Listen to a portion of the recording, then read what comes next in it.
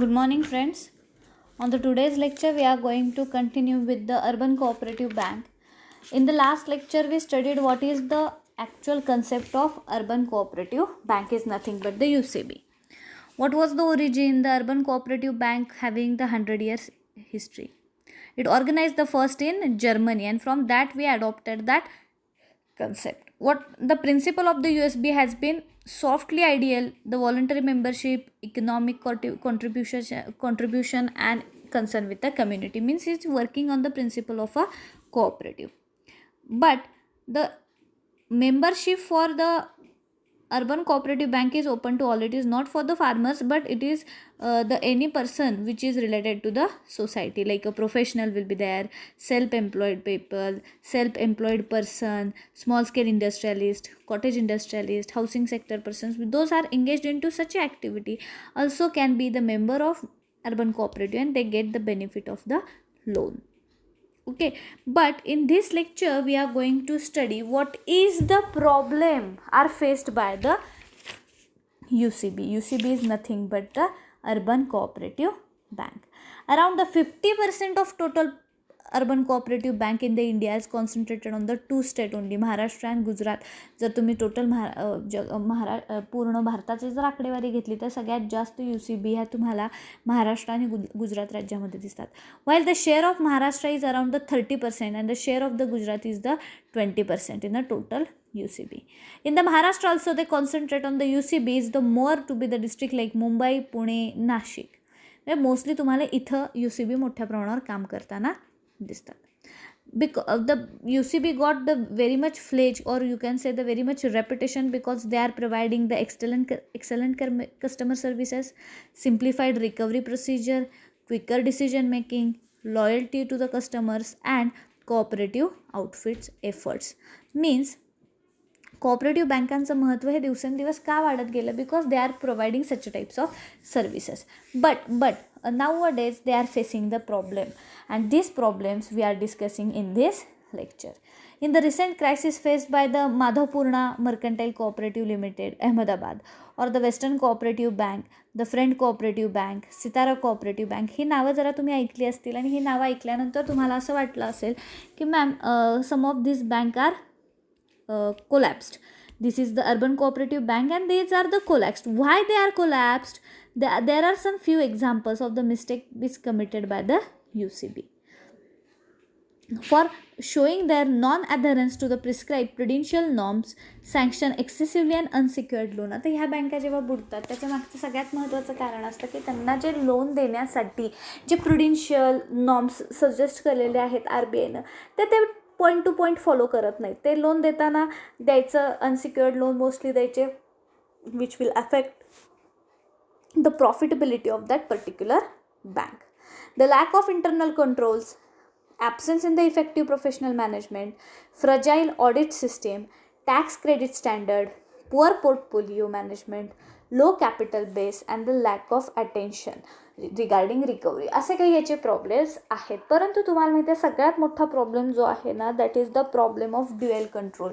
म्हणजे urban cooperative bank असू दे यांच्यावर नियंत्रण हे RBIचं तर राहतंच, because you are engaged in to the financial activity. So RBIचं तर कंपल्शन तुमच्यावर राहतंच, तिथं कंट्रोलन्स हा राहतोच. त्याचबरोबर you are a cooperative, so नाबार्डचंही तिथं कंपल्शन तुमच्यावर राहतं, त्याचेही रूल्स तुम्हाला फॉलो करावे लागतात. आणि on the other hand state government ज्या राज्यात तुम्ही काम करता त्या राज्य सरकारची धोरणंसुद्धा तुम्हाला तिथं फॉलो करावी लागतात.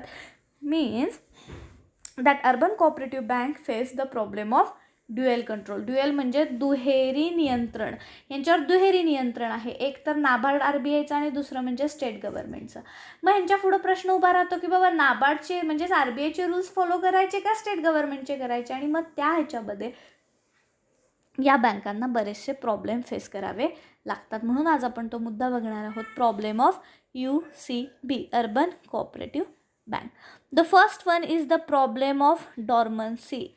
One of the most distinct feature of the working urban cooperative bank has been rising the number of dormant society.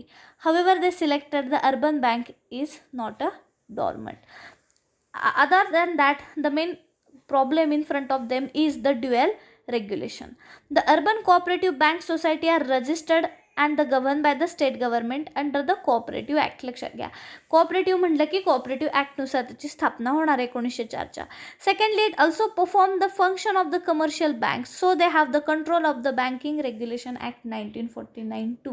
म्हणजे लक्षात घ्या की तुम्ही कोऑपरेटिव्ह आहात म्हणून तुम्हाला 1904चा कायदा तर लागू होतोच, परंतु तुम्ही कमर्शियल बँकसारखं सुद्धा तिथं बिहेव करता, त्यामुळं तुम्हाला बँकिंग रेग्युलेशन ॲक्ट 1949चा देखील तिथं फॉलो करावा लागतो. मीन्स इथं त्यांनी काय सांगितलं आहे बघा की the main the also performance of the function of the commercial bank, so they have to follow the rules in the as per the banking regulation act 1949. This is the serious problem, has nobody eager to own up the complete responsibility of UCB, therefore the dual regulation has to गो. इथं कोण responsibilities घेत नाही, reserve bank of India घेत नाही किंवा state government घेत नाही. So you have to go through this dual control. आणि ड्युएल कंट्रोल, दुहेरी कंट्रोल म्हटल्यावर यू कॅन ॲनालाइज की कसं कचाट्यात सापडल्याप्रमाणे हे UCB काम करत असतील. आणि त्यामुळं you can see the uneven development in the slide. You can see the second point is the uneven development means in the some state the urban cooperative bank working in the more fledge than the other. Because काही develop स्टेटमध्ये मग गव्हर्नमेंटचा हस्तक्षेप तिथं जास्त राहतो आणि त्या पद्धतीनं तुम्ही लोन सँक्शन करता. Somehow it is affected on your profitability. Means काही बँका खूप जास्त डेव्हलप झालेल्या दिसतात, काही बँका अजिबात डेव्हलप झालेल्या दिसत नाही. The urban credit movement is not the develop eventually, but it has the state and the district taluka. The state like Orissa, Jammu Kashmir, Bihar and the progress of non-agriculture credit movement was not satisfactory. म्हणजे काही राज्यांमध्ये तुम्हाला एवढं satisfactory काम तिथं दिसत नाही आहे. त्याच्यानंतर नेक्स्ट कंट्रोल आहे बघा. नेक्स्ट प्रॉब्लेम आहे the low coverage of population. UCB are set up into the urban area, but they still face the problem of low coverage.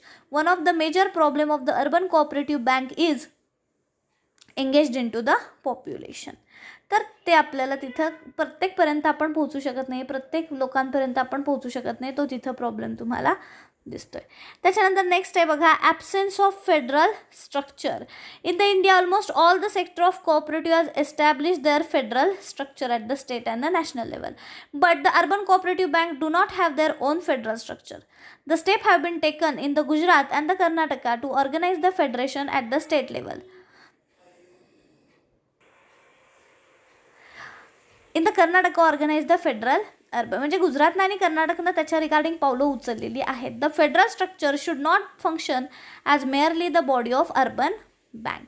Means there is a absence of federal structure, remember. तर तोही problem ह्या urban कोऑपरेटिव्हच्या समोर तिथं दिसतो. त्याच्यानंतर absence of the branch banking. One of the weakness of the urban cooperative bank is state the absence of a branch banking. Only by the mean of opening the branches in urban can cover the new customers, increase their deposit. This is named as the horizontal growth and the mobility of a staff. Even in the cooperative advances state like Tamil Nadu, branch banking and urban bank is the low key. आता एक लक्षात घ्या की यांना branches open करायचे असतील तर यांना सँक्शनिंगसाठी सुद्धा बरेचसे प्रॉब्लेम येतात. मग कधी RBI तिथं सँक्शन करते तर कधी स्टेट गव्हर्नमेंट तिथं तुमच्यावर बॅरियर्स लावत असतं. म्हणजे असे देखील प्रॉब्लेम्स यांना फेस करावे लागतात. त्याच्यानंतर clearing house facility. You can see here clearing house facility. One of the difficulty faced by the urban cooperative bank is the when the cheque issued and it take too much time to clear it. कोऑपरेटिव्हच्या बाबतीत हा प्रश्न होतोच मुलांनो की check जेव्हा issue केला जातो तर तो क्लिअर व्हायला it take too much time. Why it take too much time? As the urban bank is not the member of clearing house, is difficulties arise due to the delay in the current account. There is not favored by the customer. This difficulty reduce the urban cooperative bank organize the federation. कसं होतं, कस्टमरची need कधी कधी immediate असते आणि अशा वेळेस जर तुम्ही पैसे देऊ शकत नसाल तर मग तिथं प्रॉब्लेम क्रिएट हा होतोच. आलं लक्षात. मग आता हे काही पॉईंट्स आपण बघितले. Again I am revising it. The first is the dual control. Dual control means it is registered under the cooperative act 1904 but it is act as the commercial bank. It is undertake the function of commercial bank, so it also follow the banking regulation act 1949. After that, the second point is the uneven development. You can see in some state the development of the urban cooperative bank is to be done, but the some states which are undeveloped, they are facing the problem regarding urban cooperative bank.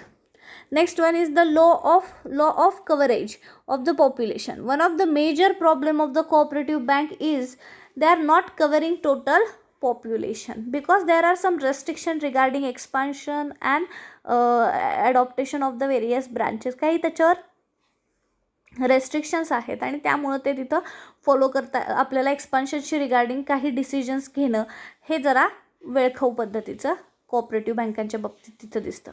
त्याच्यानंतर absence of the federal structure at the state level also there is requirement of the federation which will help you to do the transparent function regarding loans and accepting deposit. But ते सुद्धा आपल्याला फेडरेशनसुद्धा स्थापन करता येऊ शकत नाही and that is why there arises the problem of the profitability and other thing is regarding the business of a banking.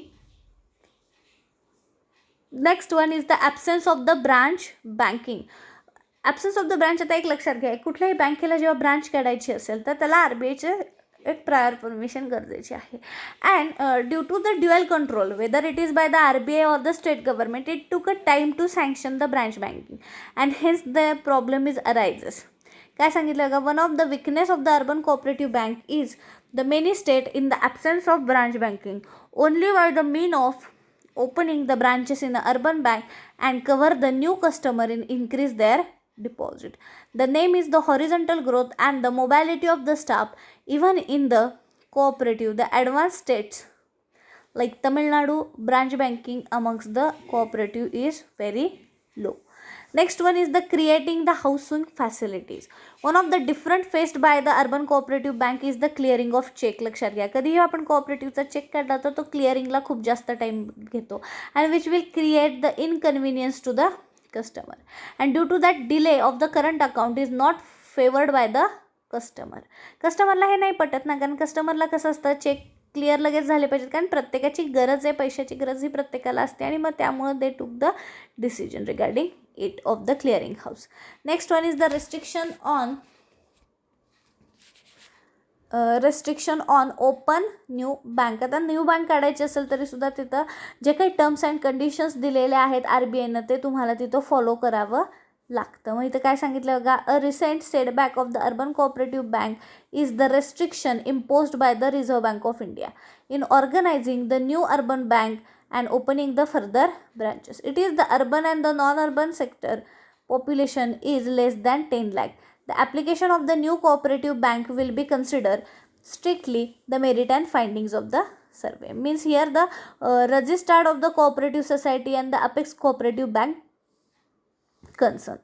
The RBI feel that when the new urban cooperative bank will not satisfy their requirement by the RBI, then the new bank should not be go in a rural area. म्हणजे जर तुम्ही reserve bank of इंडियाची rule ऐकत नसाल, तुम्ही ठरवलेल्या लिमिटपर्यंत जर काम करत नसाल तर तुम्हाला ग्रामीण भागामध्ये जर शाखा काढायची असेल तर ती परमिशन देखील सेंट्रल बँक तिथं नाकारू शकते. तिथं गव्हर्नमेंटचा रोल शक्यतो काही येत नाही. It is a type of monetary policy. So इथं तो माणूस जे सांगेल ते यू कॅन चॅलेंज किंवा you can we can say that ki whatever the problem is arises regarding cooperative sectors, it can be solved by the undertaking the various rules which is given by the RBI.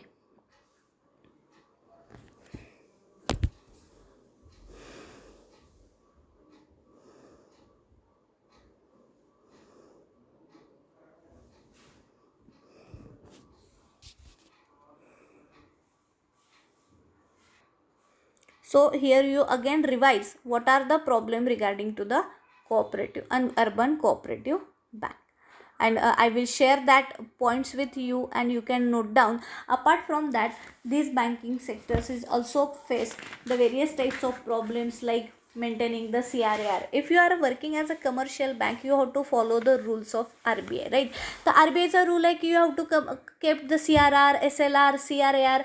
CRAR is the credit risk weighted asset. तुमचा जो काही net profit आहे त्यातला काही भाग हा तुम्हाला साईडला ठेवावा लागतो, is in the form of CRAR. हे कंपल्शन RBIनं बेसलप्रमाणे तुमच्यावर इम्प्लिमेंट केलेलं आहे. आता तो तुम्ही 9% साईडला ठेवायचा का ठेवायचा, तर इन केस द फ्युचरमध्ये कुठल्या रिस्क करायचं झाला तर तुम्ही तुमच्या लेवलवर तिथं फेस करू शकता. त्यामुळं रिझर्व्ह बँक ऑफ इंडियानं हा रूल तिथं केलेला आहे. आता हा रूल सगळ्या कमर्शियल बँकांना लागू होतं. But you are a urban cooperative bank, but urban cooperative bank is not a cooperative and it is काय म्हणतो ना आपण, it is neither cooperative nor commercial. So दोन्हीही रूल्स तिथं त्यांना फॉलो करावे लागतात. त्यानंतर त्यांनी सांगितलेलं आहे की लोन आउटस्टँडिंग, द अर्बन कोऑपरेटिव्हचं जर लोन आउटस्टँडिंग जर तुम्ही चेक केले तर ते खूप जास्त तुम्हाला दिसतील. कारण होतं आहे कसं, अर्बन कोऑपरेटिव्हचे बोर्ड ऑफ डायरेक्टर्स असू दे किंवा तिथले एम्प्लॉईज असेल, हे त्या लोकल एरियाचेच भरलेले असतात. दे does not have the proper knowledge regarding banking rules and regulations. आणि बऱ्याच वेळेस फॉल्टी डिस्ट्रीब्युशन ऑफ क्रेडिट केलं जातं and it is affect on banking profitability. Means there are some problems which arise into the urban cooperative bank. I immediately share these notes with you. You can note down that notes in a notebook, and after completion of this chapter, that is this is the second chapter is completed here, I will take the MCQ test on it very soon, and you have to submit that notes to me by clicking the pics of it. Okay, as early as possible you have to submit it, because it will be considered for the internal evaluation, right? So thank you so much.